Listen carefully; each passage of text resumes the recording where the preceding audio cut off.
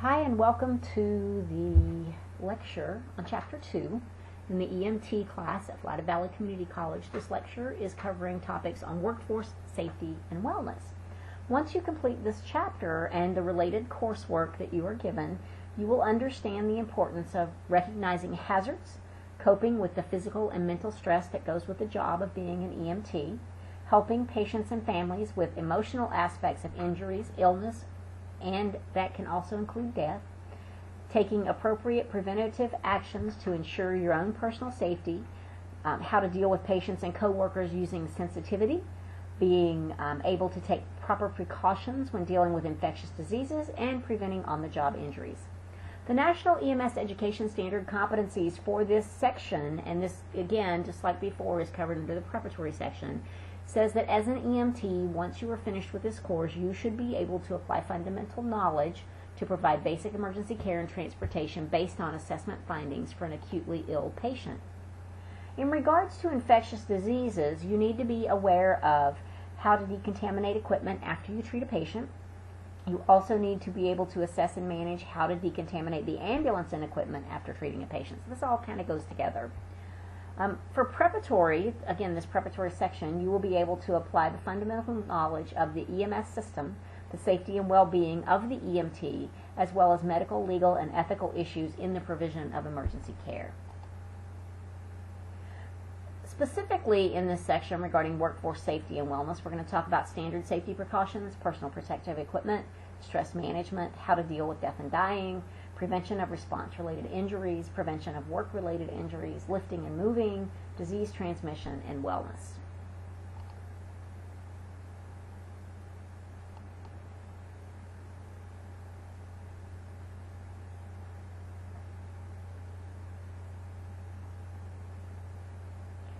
So realistically speaking, when we are talking about well-being and wellness and workforce safety, we are talking about the ability to do our jobs.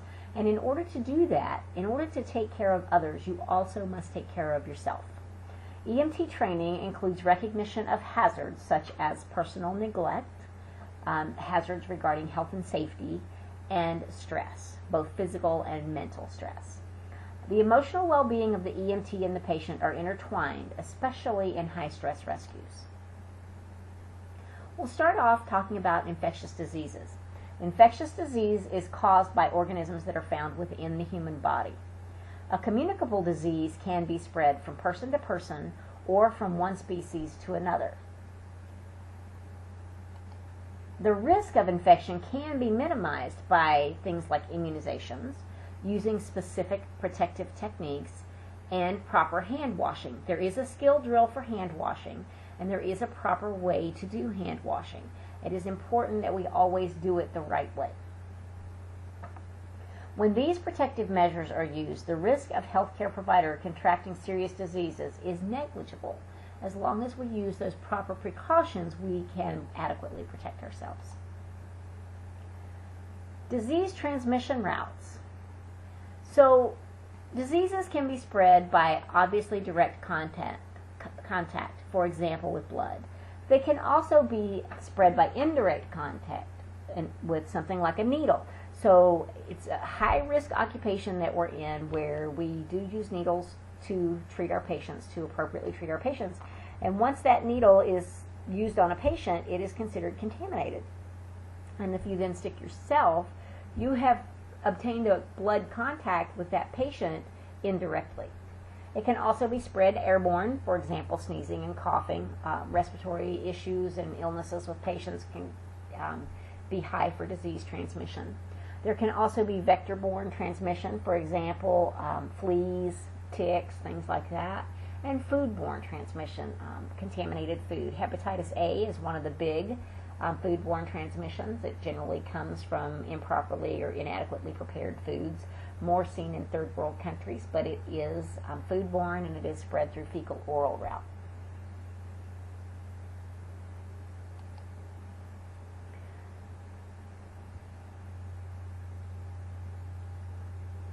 So direct contact, again, is that direct patient-to-patient contact. As you look at the picture here, You can see that there is the redness and swelling of the finger right through here, and that could lead to broken skin, and you might even see, can't tell if this is fingernail polish or maybe some blood around the cuticle. Whatever it is, if it is blood, then that could be a way that you could directly contact if you don't use adequate precautions.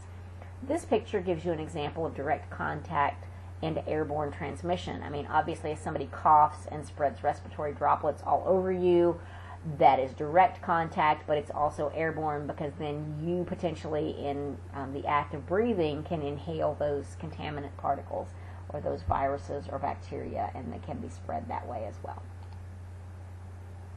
The next section we want to talk about is risk reduction and prevention for infectious and communicable diseases. All EMTs are trained in handling bloodborne pathogens, and we are trained, and we train you to handle them the right way. The Centers for Disease Control has developed standard precautions concerning hand hygiene, gloves, gowns, mask, eye protections and face shields, soiled patient care equipment, environmental controls, textiles and laundry, needles and other sharp objects, patient resuscitation, and respiratory hygiene and cough etiquette. It is very important that you think about some of the ways that diseases can be transmitted, and you always use proper precautions.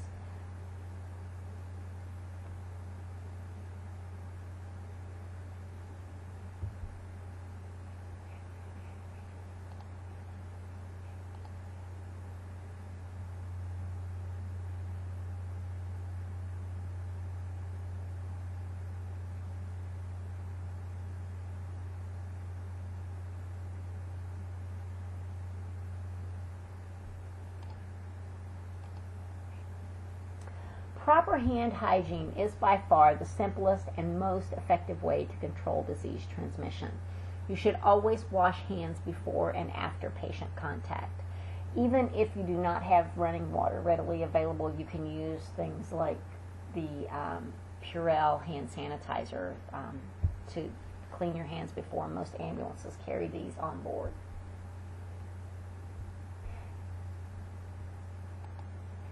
If there's no running water, as I said, use waterless hand washing substitutes. You should always wear gloves if there is any possibility for exposure to blood or body fluids. Both vinyl and latex are effective. However, with the high incidence of latex allergy in healthcare, many agencies and most hospitals are going to be latex free. The vinyl gloves do offer that protection. A lot of folks don't like them because they are not as thick and protective as the latex, but they are appropriate. You should wear heavy-duty gloves, though, when you're cleaning the ambulance, or you can double glove with the gloves that you carry on the ambulance. It is important that you know that you do that. You should also change your gloves in between your patients. And then when you remove gloves, it requires a special technique to avoid contaminating yourself with the materials from which the gloves have protected you.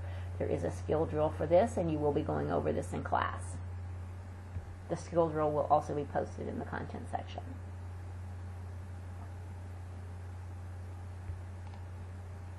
Gowns provide protection from extensive blood spatter.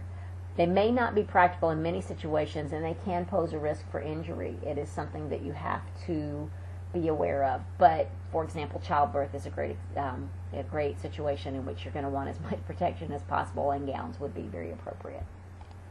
Eye protection and face shields provide protection from blood spatters. Prescription glasses are not adequate. You do need proper safety glasses. Goggles or face shields are best. You will be provided with a pair of appropriate eye protection that you will be expected to wear when you're in the lab and in the classroom setting, working with skills and assessments. For masks, respirators, and barrier devices, there are lots of different types. Standard surgical masks are used for fluid spatter. You can also put surgical masks on patients who have communicable diseases or who you suspect of having communicable diseases. If it's tuberculosis, you should use a mask with a HEPA respirator. It's very important that you use an appropriate filtration mask that can protect you against exposure to tuberculosis. Mouth-to-mouth resuscitation may transmit disease, so we should always use mouth-to-mask devices or barrier devices, a pocket mask or a bag valve mask device, and then you dispose of these according to local guidelines. We do issue you each one of these for use in the CPR class and in the classroom setting. They are yours to keep. The one-way valve, once it has been used on a patient, should be thrown away. The masks are about $10 a piece. The valves are just a couple of dollars, and your agency can usually also provide these for you. Proper disposal of sharps is paramount to safety in EMS. This can help you avoid disease transmission of things like HIV, which is the virus that causes AIDS, as well as the hepatitis viruses. You should never recap, break, or bend needles, and you should always dispose of used sharp items in an approved, closed, rigid container. This is a great example of a sharps container here on your screen with adequate protection. Once it fills up, then you put a cap on it and it's disposed of properly. Infection control should be a part of your daily routine. There is a skill drill for this as well. After each run on an ambulance, it should be cleaned. Every morning when you come on duty, or every evening, whatever your shift is, you should make sure your ambulance is clean. And if it's not, clean it. Yes, it really stinks, because you would think that the crew that maybe made the mess would clean it up, but it could be that it was a late night call and they didn't see it very well. So as much as possible, you should be cleaning your ambulance after each run on a daily basis, making sure that it is absolutely clean.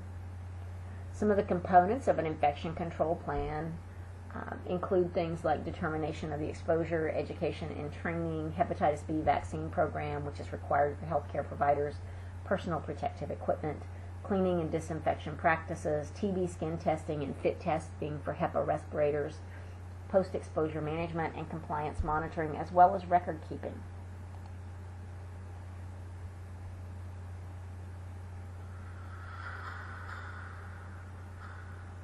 If you're not careful when handling sharps and other equipment used to treat patients, you may help transmit diseases. In fact, the spread of HIV and hepatitis in the healthcare setting often can be traced to improper handling of sharps. Remember these guidelines when using sharps. Use appropriate body substance isolation precautions prior to beginning patient care. As soon as possible following use of a needle, it should be put into a specifically designed, puncture-resistant container. Never shove a needle into the container. When the sharps container is 2/3 to 3/4 full, secure the cover and place it in a biohazard disposal box. Disposal of other contaminated equipment and materials follows much the same procedure. Use appropriate body substance isolation precautions prior to beginning care. Place contaminated disposable equipment and materials in a specifically designed biohazard disposal bag.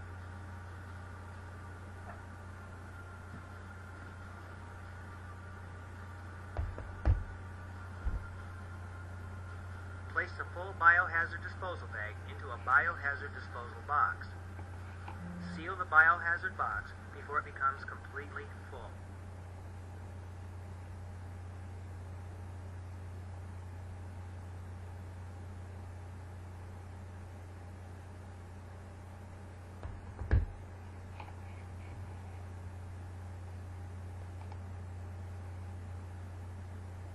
Cleaning is an essential part of the prevention and control of communicable diseases, ensuring removal of surface organisms that may remain in the unit. As the video showed, it is very important to clean your ambulance after each run. Always use proper PPE when cleaning, and remove your contaminated linens and put in an appropriate bag for handling. Whenever possible, do this at the hospital, and we'll talk more about this in Chapter 36, Transport Operations. Immunity is an important part of our protection. Even if germs reach you, you may not become infected. You may actually be immune. Immunity helps determine which hosts become ill from which germs. A host is the organism or individual that is attacked by the infecting agent. You may be immune or resistant to particular germs. Some of the ways we can be immune is to have been immunized or vaccinated, and that makes us able to recover from an infection from that germ, or after we have been exposed, a re-exposure is less serious. If you are exposed to a patient's blood or body fluids, you should turn over patient care to another EMS provider. You should clean the exposed area with soap and water. If your eyes were exposed, they need to be rinsed with lots of water for about 20 minutes. You should activate your department's infection control plan. Every department has an infection control plan. You will have to complete an exposure report. Time is important. Some diseases will act quickly and others will lay dormant for many years. An early activation of a plan is critical. The next section we're going to talk about is stress management. Obviously, EMS is a high-stress job. It is important to know the causes of stress and how to deal with the stressors of the job. Some of the things to be aware of. The general adaptation syndrome. First of all is that alarm response to stress. Second is reaction and resistance to stress, and then comes recovery or exhaustion. You'll see this happen as you get involved in EMS on a daily basis. The physiologic signs of stress include increased heart rate and increased respiratory rate, elevation of your blood pressure, dilation of venous vessels near the skin surface. This causes your skin to become cool and clammy. Dilated pupils, tensed muscles, increased levels of blood glucose, excessive sweating and perspiration, and decreased blood flow to the GI tract. This is a typical fight or flight response. This is what your body does as a result of your sympathetic nervous system. Some of the things that EMTs and paramedics find as stressful are situations like these. Situations that involve danger, calls that involve assaults, shootings, stabbings, physical and psychological demands of the job, dealing with critically ill or injured patients, especially if it's a child and you're a parent, or if you have siblings, it makes it very difficult. Dealing with patients who are dead or dying. There are overpowering sights, smells, and sounds as a part of this job. Multiple patient situations can be very stressful. Your resources are overwhelmed very quickly. Patients who are angry or upset, or family and bystanders who are angry or upset. The unpredictability and demands of EMS can be very stressful. You'll have days where you don't do anything, and then you'll have days where your entire shift is nothing but calls. And the last thing that we find sometimes stressful is the non-critical or non-911 patients. The patients who really don't have an emergency necessarily, but may need transport or maybe something we have to deal with. And this is just something that we as EMS have to be aware of. Stress reactions, there are a couple of different types. Let's talk about those for just a minute. First of all, there is an acute stress reaction. Okay? That happens when the stressful event is actually occurring. Delayed stress reactions manifest themselves after the stressful event. For example, you work a call in which somebody was shot and they die. It may be days, hours, weeks, months before you have a delayed stress reaction to that call. You may not, but you can. And then there is cumulative stress reaction, and this is a result of prolonged or excessive stress. Well, that's what we are in EMS. We are consistently either running calls or not running calls, and all those stressful situations we talked about over time can build up and cause a cumulative stress reaction. Post-traumatic stress disorder can develop as a result of these three different types of stress. It is important that you understand that PTSD happens, this is by re-experiencing the event and over-responding to the stimulus that recalls the event. So this is something that can happen to you days, weeks, months after your stressful situation. Critical Incident Stress Management, or CISM, was developed to decrease the likelihood of PTSD in emergency responders. When we have a CISM, or what we used to call CISD for debriefing, we utilize trained professionals to facilitate these sessions, and we do a peer debriefing. CISM can also occur at an ongoing scene. You can have a CISM meeting before you re-enter, during assessment for distress, or during scene demob. And CISM diffuses responses to critical incidents. These are the really important things to know about CISM.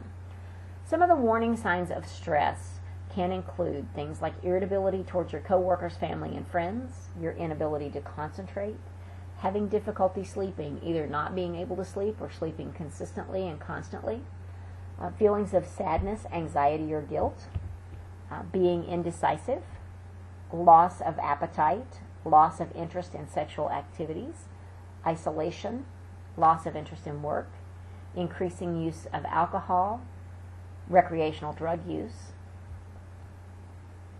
Some of the physical symptoms you may have, such as chronic pain, headaches, and backaches, and feeling hopeless. These are warning signs we need to be aware of that you are accumulating stress, that stress is starting to have some effects on you. Some of the things that we can do to manage stress.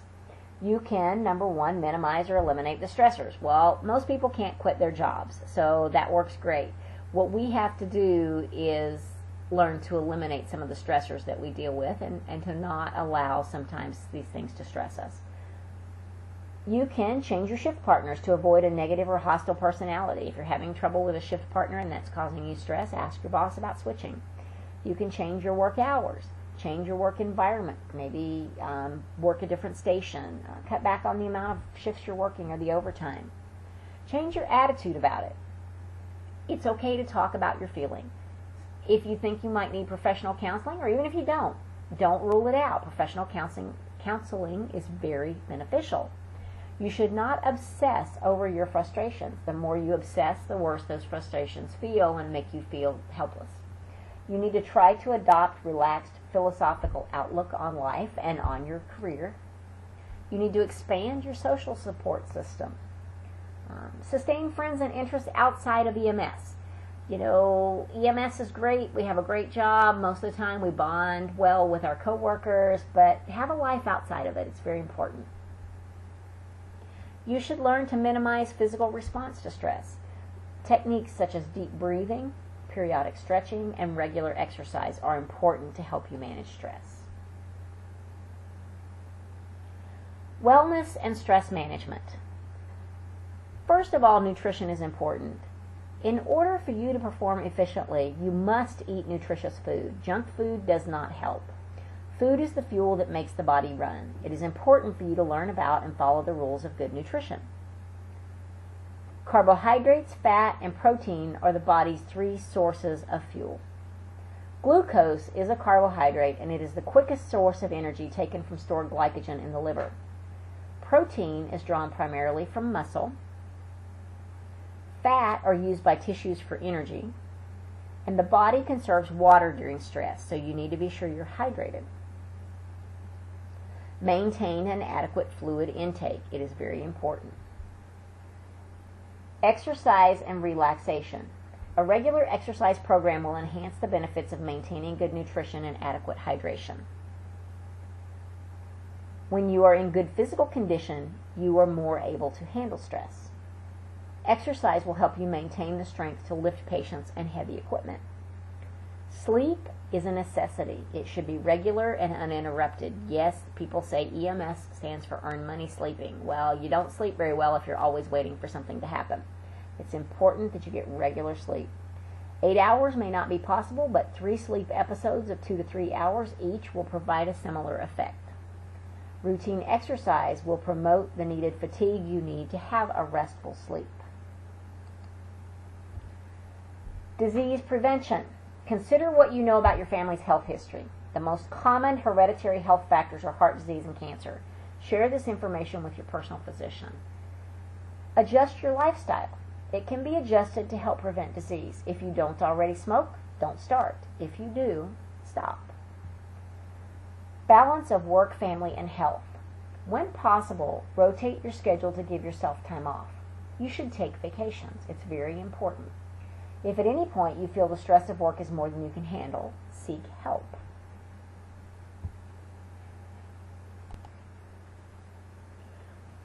Some of the issues that we see in the workplace involve things like cultural diversity on the job. You have to remember that every individual is different. You need to communicate in a way that is respectful to others. cultural diversity is a resource, and you can use it as that. You need to learn how to relate to people from different cultures. You need to consider learning another language.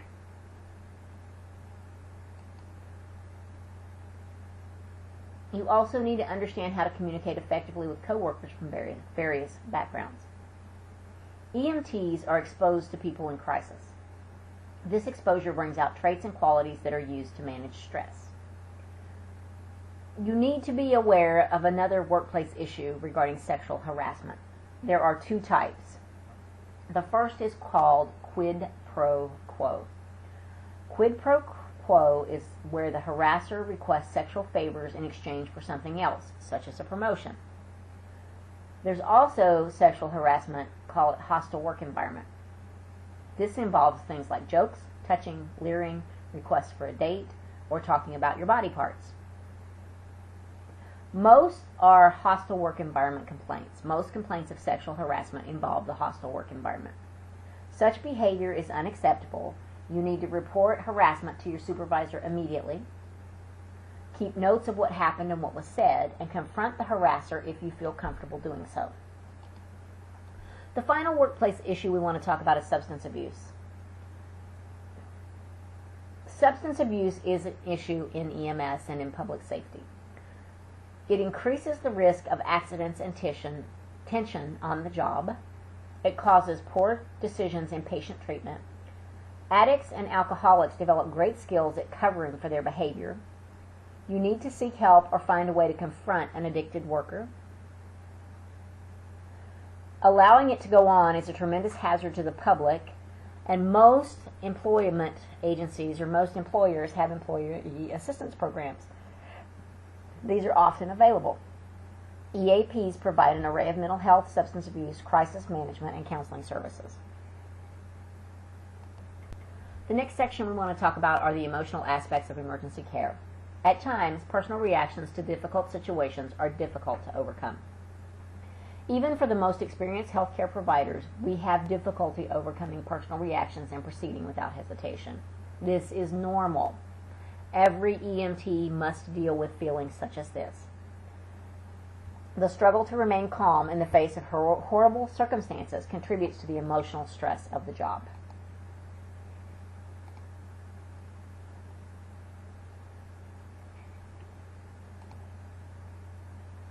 The next section we're going to cover is death and dying. It happens. Death is likely to be either quite sudden or after a prolonged terminal illness. You are going to sometimes face death as an EMT.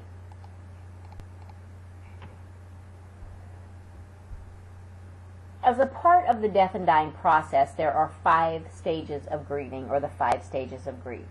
These are denial, anger or hostility, bargaining, depression, and acceptance. Many times the EMT asks themselves, what can I do?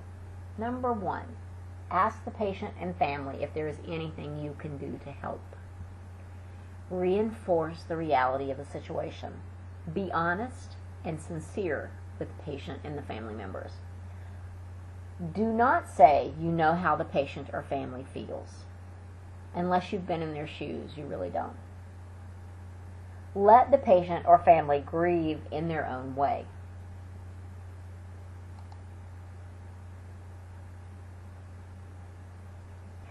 The EMT's response to grief. When you respond to grief, this table gives you some good examples of things not to say or things you should say. You should never say things like, give it time, things will get better. You should not question God's will. You have to get on with your life. You have to keep on going. You can always have another child. You're not the only one who suffers. The living must go on, or I know how you feel. These are all examples of things not to say to patients and family members. Other things you could say instead is, I'm sorry for your loss.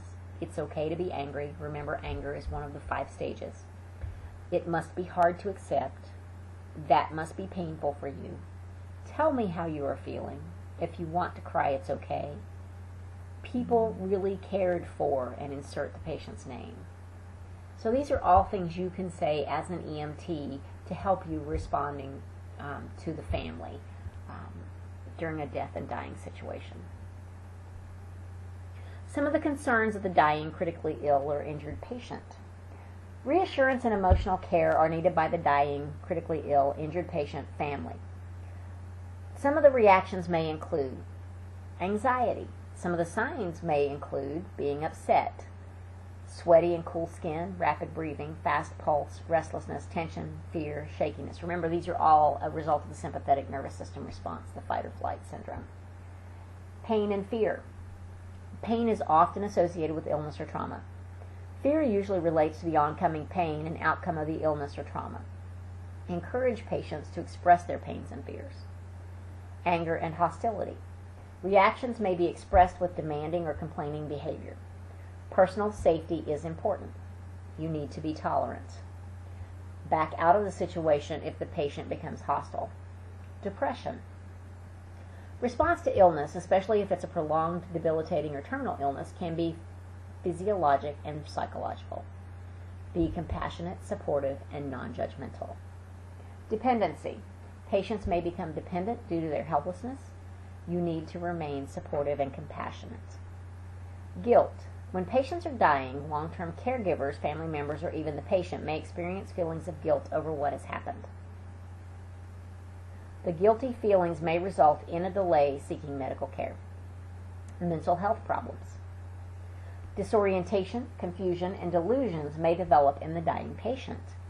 Some of the common characteristics of this include loss of contact with reality, distortion of perception, regression, diminished control of impulses and desires, and abnormal mental content. Receiving unrelated bad news. Maybe the death of someone else close to the patient. This may cause the patient to give up hope. These are some of the things that patients who are dying, critically ill, or injured, or their families may feel. So how do we care for these folks?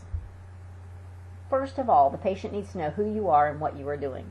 You should never approach a patient or family member without introducing yourself and telling them who you are and why you're there. Let the patient know that you are attending to his or her immediate needs. Avoid comments that are sad or grim. These comments cause the patient more anxiety. You need to orient the patient. Use brief statements and orient them to their surroundings. Don't be surprised if they ask you over and over again the same questions. Be honest. Decide how much information your patient can understand and accept. Allow the patient to be a part of the care being given. Deal with a possible initial refusal of care. Impress on the patient the seriousness of their condition and try to get them to let them help you. Try to get them to let you help them. Allow for hope. If there is the slightest chance of hope remaining, transmit that message to the patient. It is not your role to tell a patient they are going to die. Let the patient know you are doing everything possible for them. Avoid saying things like, not in my ambulance, not on my watch. We cannot control this. Locate and notify family members. Assure the patient that you will take care of notifying the appropriate people. This may be a significant part of patient care because it will help calm them. Care for injured and critically ill children. Children should be cared for as any adult would be. Consider variations in height, weight, and size when caring for patients who are pediatrics. It is important that a relative or responsible adult accompany the child to relieve anxiety and assist in care as appropriate. Dealing with the death of a child. The death of a child is a tragic and dreaded event.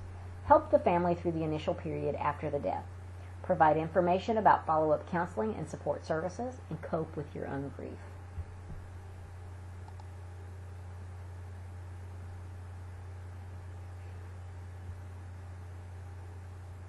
As far as also dealing with the death of a child, help the family or help the patient of the dying, help the family of the patient who is dying. Acknowledge the death in a private place. Shock, denial, and disbelief are common emotions and reactions, especially to a child death. If circumstances allow, let the parents hold their child. Use your best judgment to determine if this is appropriate. Let the family's actions guide you. The family may want to see the child, and you should allow them this if that's their wish. Prepare the parents for what they will see. Some things that may be valuable may be non-verbally, such as holding a hand or grasping a shoulder. Silence may be more comforting than words. Dealing with stressful situations. Many situations are stressful for everyone involved. It's not uncommon. Exercise extreme care in your words and actions. Bring a sense of order and stability to the terrifying chaos that the patient is experiencing. A patient's reaction is influenced by many factors.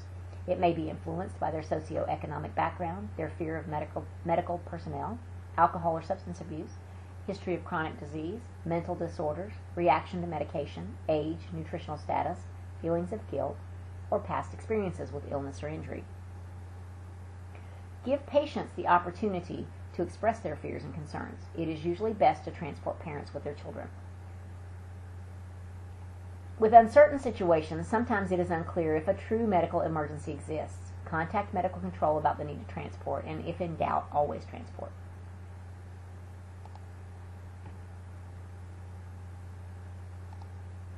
Scene safety. Injuries to the EMT will create more problems. Begin protecting yourself as soon as you receive the dispatch. Wear your seatbelts. Don appropriate personal protective equipment or PPE. Continue to protect yourself once on scene. Make sure the scene is well marked. Place warning devices to alert other motorists of the scene. Park at a safe distance from the scene. Make sure there is plenty of light if it is dark. Wear reflective clothing if it is dark. Hazardous materials. Upon arrival, look at the scene and try to read any labels, placards, or identification numbers from a distance, perhaps using binoculars. A specially trained and equipped hazardous materials team will be called to the scene to handle disposal of materials and removal of patients. The DOT's Emergency Response Guidebook is an important resource to help identify hazards. You should not begin caring for patients until they have been moved away from the scene and are decontaminated or the scene is safe for you to enter. Do not enter the scene unless it is safe to do so and no hazard exists. Electricity. Dealing with downed power lines is beyond the scope of EMT training. Mark off a danger zone around the downed lines using utility poles as landmarks. The safety zone is one span of the power pole's distance. Energized lines behave in very unpredictable ways. If you must enter the scene, wear the appropriate protective equipment according to the type of incident. Lightning is a threat through a direct hit or a ground current. A repeat strike in the same area can occur. Avoid high ground to avoid a direct strike and to avoid being injured by ground current. Stay away from drainage ditches, moist areas, small depressions, and wet roads. Make yourself the smallest target possible and drop all equipment. Common fire hazards include smoke, oxygen deficiency, high ambient temperatures, toxic gases, building collapse, equipment, and explosions. Make sure you are properly protected. Be trained in the use of appropriate airway protection. There are a number of toxic gases in a fire, including carbon monoxide and carbon dioxide. Carbon monoxide and carbon dioxide are colorless, odorless gases. Carbon monoxide is responsible for most fire deaths. There is always a possibility that a burning structure will collapse. Vehicle collisions. Vehicle collisions are common events for EMS providers. They provide some of the most unstable and potentially lethal situations an EMS provider will face. Vehicle collision hazards include traffic, an unstable vehicle that may fall on you, downed power lines, risk of violence, airbags, glass, and sharp metal objects. Use full protective gear to reduce the risk of injury. Protective clothing. Wearing protective clothing and other appropriate gear is critical to your personal safety. Become familiar with the protective equipment available to you. Inspect your clothing and gear regularly. Some of the types of clothing you will see will be cold weather clothing. It consists of 3 layers. A thin inner layer that pulls moisture away from the skin, a thermal middle layer that serves as insulation, and an outer layer that resists wind, rain, sleet, or snow. Turnout gear. Protects from heat, fire, sparks, and flashover.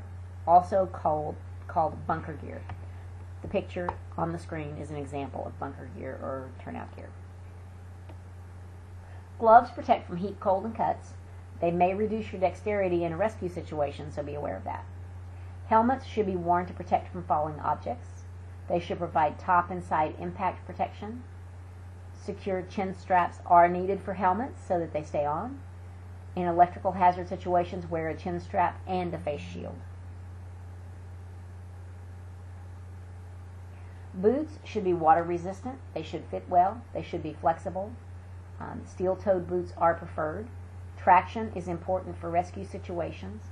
2 pairs of socks are better than 1 thick pair of socks.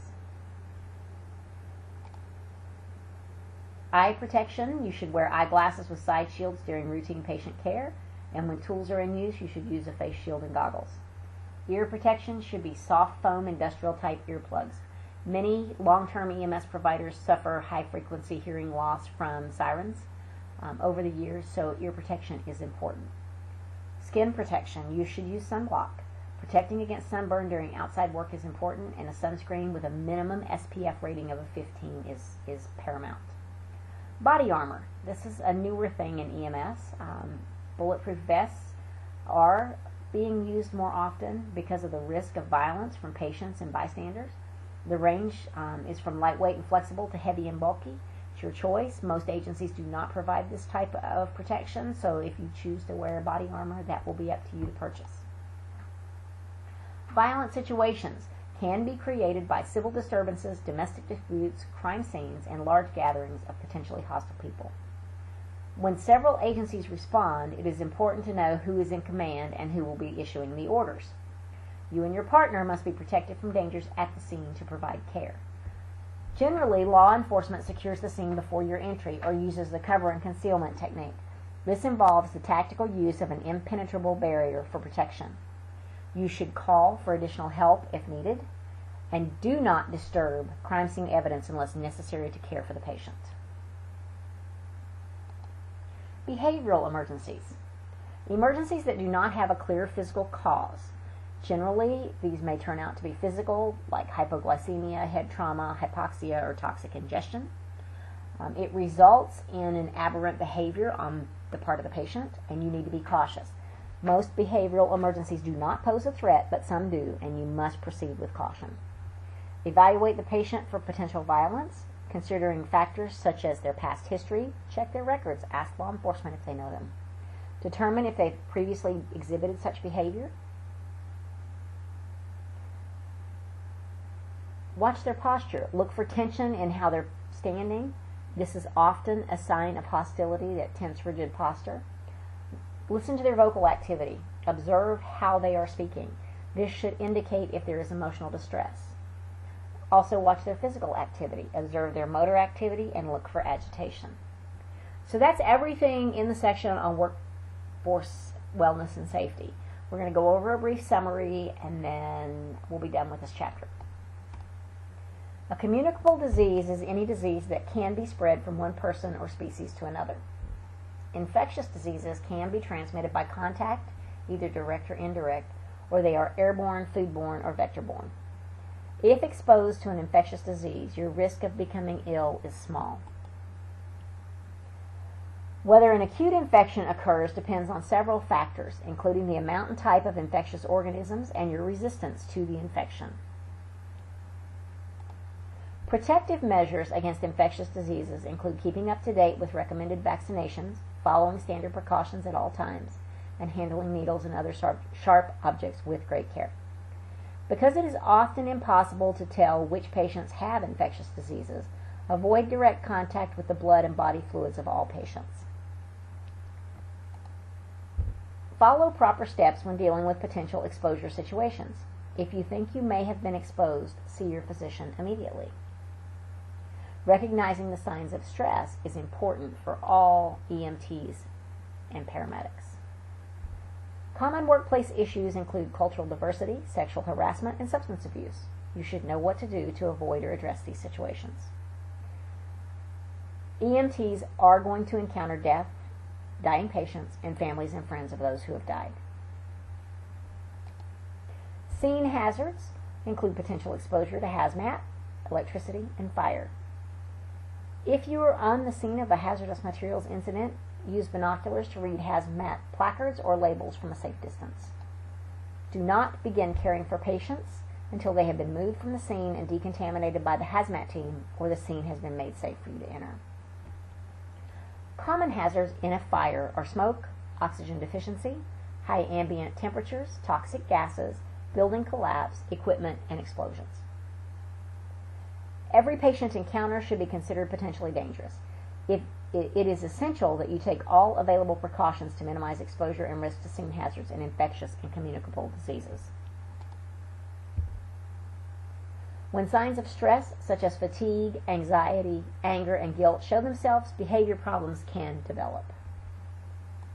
Violent situations such as civil disturbances, domestic disputes, and crime scenes can create many hazards for EMS personnel.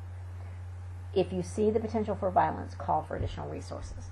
Thank you for paying attention during this lecture. There will be some questions asked by your instructor during the classroom portion that will go over the important points from this chapter.